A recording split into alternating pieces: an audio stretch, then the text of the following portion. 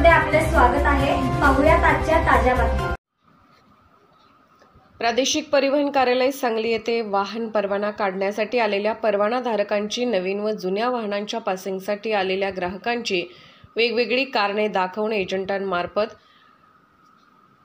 पैशाची मागणी होत असल्याबद्दलचे निवेदन पुरोगामी संघर्ष परिषदेच्या वाहतूक आघाडीच्या वतीने मोटर वाहन निरीक्षक अमित गुरव यांना वाहतूक आघाडीचे पश्चिम महाराष्ट्र अध्यक्ष स्वप्नील बनसोडे यांच्या नेतृत्वाखालील शिष्टमंडळाने दिले असून सदर निवेदनात म्हटले आहे की वाहन परवाना देताना व वाहनाचे पासिंग करताना पैशाची अवास्तव मागणी करणाऱ्या एजंटांचा ताबडतोब बंदोबस्त करा, अन्यथा पुरोगामी संघर्ष परिषदेच्या वतीने परिवहन प्रादेशिक कार्यालयावर मोर्चा काढण्याचा इशारा देण्यात आला। तसेच प्रादेशिक परिवहन कार्यालयाचे अधिकारी ऑन ड्युटी असताना रस्त्यावरून क्षमतेपेक्षा जादा मालाची वाहतूक करणाऱ्या वाहनांना अडवून कारवाई करण्यापेक्षा तोडपाणी करण्यातच समाधान मानत असल्याचेही निदर्शनास आणून देण्यात आले आहे।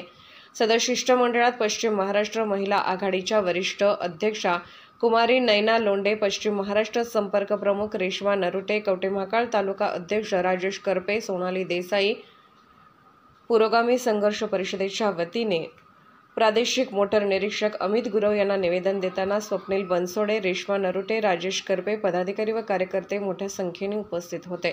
जनता न्यूज ब्युरो रिपोर्ट, जत। बातम्या पाहण्यासाठी आपले चॅनल लाईक आणि सबस्क्राइब करा व बेल आयकॉन दाबायला विसरू नका।